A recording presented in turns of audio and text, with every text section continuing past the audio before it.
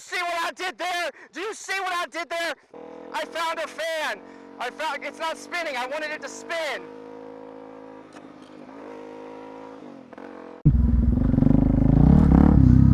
This is fun. I'm gonna get out of here though. I've been here for 10-15 minutes now. Oh my god! It's a fucking ghost! Oh shit! Oh shit! Ah! Need a cigarette, sir. When I was like in my 18, 19, 20, and even 21,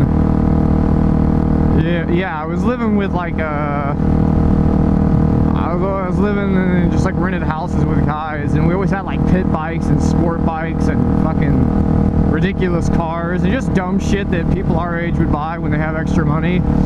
None of us made that great of money. You just all live in a fucking house like that. That's what it's all about. It's like the union to like band our money together so we can afford really dumb shit and live frivolously, whatever that means. So we could fucking party, get drunk, and have cool toys. That's the only real reason. I mean, I moved out for other reasons, but you know, not like a bad life or anything. I just wanted to get out of my parents' house and not be a burden on them anymore, like as far as money and shit went. So when I take it back, I was 19 when I moved out, but like I lived at home for like about half a year or so after I got done with high school. And I was like, I'm deucing. Like, let me financially cover myself. But anyway, what am I doing over here? There used to be a bunch of zany ass off-roading shit down that way. Should go down there, see if there's anything still worth a damn over there. I doubt it because they built all this, but what you used to do is just come down this way and go down here. Sometimes the cops would be waiting for you on the other side, like they'd be waiting for you when you come out. So what you could do is there's a way, I'll try to do it, you can come out on the other side of the highway. You can actually go under a bridge. I'll see if it's like at all possible. It's usually pretty muddy, like I'm not gonna lie, you usually need a pretty stout 4x4 to do it. Clearly ain't nobody been down this way in a little bit. Ah, shit. Get up on this side, looks better. I don't know. That's not very encouraging. We got it, go.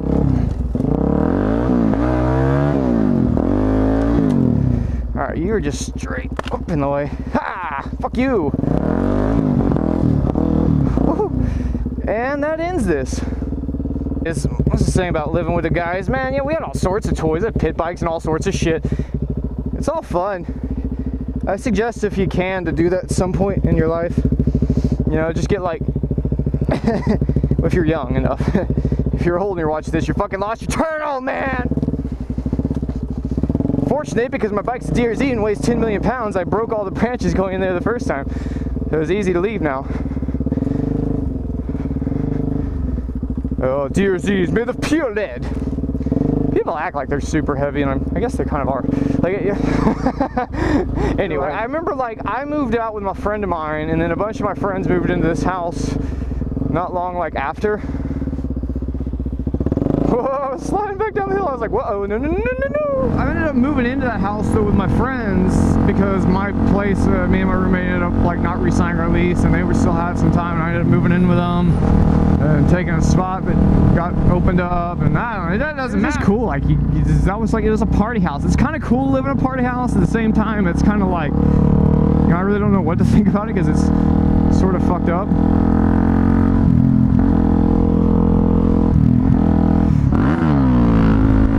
Because, like, you can't fucking trust anything. I would have like a padlock. You gotta get everything nice. You gotta keep on in your fucking room. I had a padlock on my door, and it was like people would laugh when they saw it. But I was like, no, really. I lock up all my shit when I'm not around, or even when I am, because I never know. You never know who's gonna come over. That's the other problem too. When you're like that young and you move out, like just basically out of high school, and you have a fucking party house, everybody shows up all the time. They just appear into your house. But yeah, I mean, they would have massive mega parties over there, and it was fun. I always said that they were doing it wrong, because like me and my friend, when we would party, like the guy I was living with before was one of my best buds. When we would have get-togethers, we wouldn't invite everybody. You'd only invite females and maybe like 1 or 2 other guys, and only like if they could bring females, more than just one for themselves. And we had the best ratios ever. Like 4 to 1 outnumberings quite often. Holy shit. Oh, this is all before I met my wife. Just shut up. And but yeah, these guys didn't know how to fucking do it. When I moved to the other house, I just explained to them like, hey, having 20-30 people over is cool, but they destroy the house and they never bring as much beer as they drink, and it's all dicks and balls. Like there's like 3 girls that show up, and then it's like he put a stripper pole in the garage, and they put like a stage around it and shit. And oh wow, it's gotten windy. Like I could like lean the bike into it or just kind of push against the bar, but it's like it's like the lazy thing. If you don't really want to like oh, it's windy, I'll just lean into it, you know. It's nice sometimes. It's like you're fucking leaning up against the wall. You take a fucking break. I don't want to ride anymore. I'm just going to lean against this wall of air. Hopefully it's consistent. Sorry, I don't know what I'm talking about. Stripper pole, the problem was, like I said, there'd just be a few girls there, and everyone would be like, they go out to the garage, and the garage was fucking badass, because we had like lights, and rope lights, and couches, and half the garage had sport bikes and pit bikes and shit in it, and it was like walled off with couches. And then you had to watch for drunks that would climb over and like, oh my god, sport bike, I want to sit on it. You're like, no asshole, you're drunk and I don't trust you when you're sober. Get off my fucking bike. We had that conversation a lot. This would be a great test to see how this mic is working, because it is windy as fuck right now. Stripper pole, along with like a full fucking band set up there. And I think I was the only person in the house that could actually play an instrument. Like I could play the guitar, and if you could play the guitar, you could play the bass a little bit, obviously, and I could fake it on the drums for a few seconds if I really tried. But we had this, it was kind of fast because people come over and fucking play drums and shit. Yeah, party out, why not? But anyway, the stripper pole, right? This stripper pole, they'd always like be like, hey girls, we got a stripper pole. That's not creeper at all to say it like that. You got it, dude, I'm telling you, if you ever want to get a girl to get on the stripper pole, you'd have to just be like you just have to ignore that there's a stripper pole, and then you just have to ignore her, and her female mind will want your attention, because that's what ladies do. Sorry ladies, it's true. And then you would just jump on the stripper pole. That's how they would do it. But no, they always thought they fucking, oh my god. There's this one chick Brittany. She's constantly naked. Fuck, Brittany. Every fucking time we had like a get together, Brittany's clothes would pop off and she'd just wander around the house naked. And don't get me wrong, Brittany was fit, you know. But it was like as soon as the alcohol hit her lips, she became the biggest slut whore and was like, everybody look at me! I'm naked! Here's my twat! It's like, okay. It is as odd as it sounds, believe it or not, like seeing a hot chick naked, after a while it just got really, really annoying. Because there's 2 things. One, you saw it so much, you got used to it, you know? Like she was fit. She just didn't have like a ridiculously banging body, but she was just fit, you know. And then the second thing was, as she was a complete tease. I mean, hell, I think at the time anyway, when she was always doing that, I was dating my wife, so I was like, I was out anyway. Like I wasn't gonna fucking try to do anything. No, trust me, I wouldn't. Fucking see, feel your fucking comments. No, I could never cheat. Even dating, I just couldn't do that. Like. I just think about it being done to me, like the hurt that would call it. I don't know. So anyway, basically though, she really wasn't gonna fucking do anything with anybody. Whoa, false neutral, holy shit. I was like, what? That was weird. Just ignore that. She was just a giant fucking tease. The chick, okay, honestly, I do know a couple of people that did bone around on her. And that also creates another problem, even if like I was single and like it could go down. Like I don't think I have a problem being with a chick that was necessarily promiscuous. I think I would have a problem parking my car where my friends have. Like, that would be the only thought going on the whole time is like, Solano was in here. He fucked this at one point. Yep. I wonder how I stack up. He's a pretty good looking guy. I mean, you know, no homo, but I mean, if I was a chick, I'd let Chris fuck with her. And she was sort of like quiet at work, and it really like, wasn't like she was shy. She just kind of had that I'm too good for you attitude. And she wouldn't really like talk to you very much. Or anybody. Yet then she'd come to these fucking parties and get like shit-faced and just, you know, pop her titties out and like make out with people, you know. Not as a titty, like everything, like 100% naked. And then she'd be at work and she'd be act like she was so super embarrassed about what she did.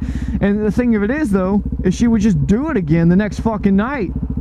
Like, why? How can you even pretend you're embarrassed when you're doing the same thing you just did like a week ago? Like, you get over here and you're naked again, and heaven forbid anyone say anything to her, because Brittany is gonna fucking spat out loud, blah, blah, blah. Like, god dang, Brittany, chill the fuck out. I'm just saying, maybe you don't want to get naked because you cried last time you got naked. Then I'm the asshole, because then like I'm at work the next day and she's crying. She's like, I can't believe we did all that shit. I'm like, really?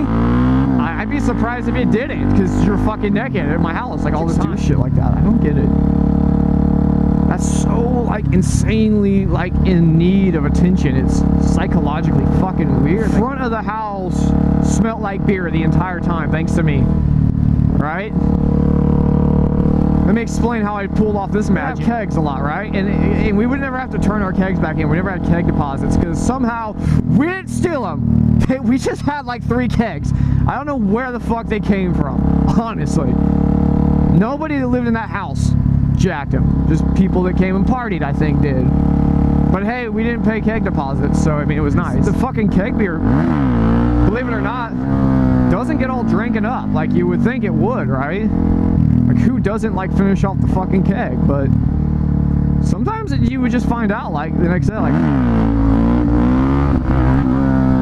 I think like not this happened a lot, but I want to say normally when it did, you had like some shit beer or something. I don't know. The entire keg was like the bottom of a keg beer, like the bottom keg beer keg. Should've got a discount for that. You go up to the keg place. Can I get that fucking bottom of the keg barrel keg? Kind of tastes like soap. Fucking the nickel beer. Get some nickel beer. Oh. Gonna get it up. Wow. My friend wanted to like fucking take the keg and turn it into like a whiskey distiller. Which is highly illegal, and I'm not. It was a joke. Yeah, he didn't really. We had to like let the old beer out. We had to get the fucking ball and the little ring off the top of the keg.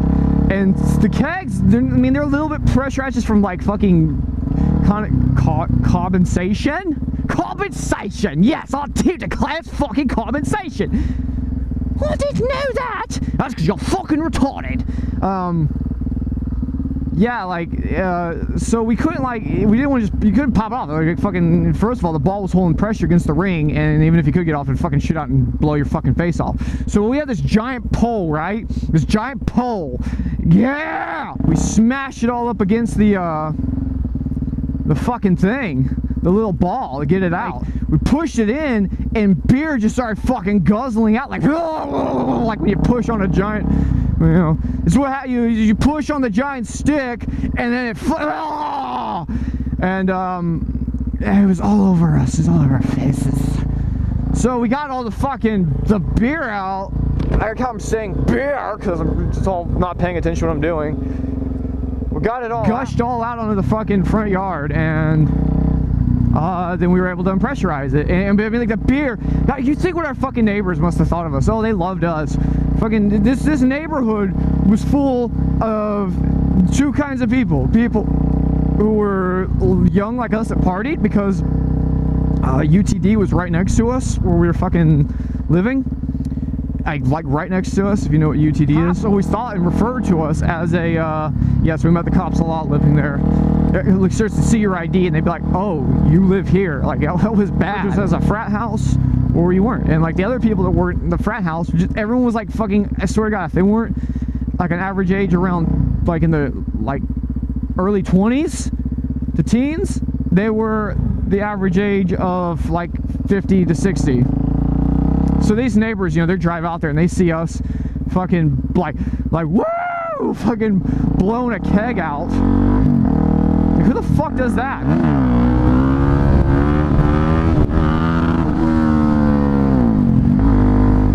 We do, damn it. But yeah, that was what they saw. Keg. And then the whole front yard like smelled of keg like all the time. It was ridiculous. I didn't even think that was like possible. But yeah, we had like this keg filled front yard. So yeah, if you want your front yard to smell like beer, just dump a keg out into it. Apparently that does the trick for like at least 6 months. That's when we moved out. I don't know how long it lasted. There's a pro tip for you. You want a keg yard, you gotta do it. Oh, look at this gnarly ass stuff. Yeah, boy. There's a chair.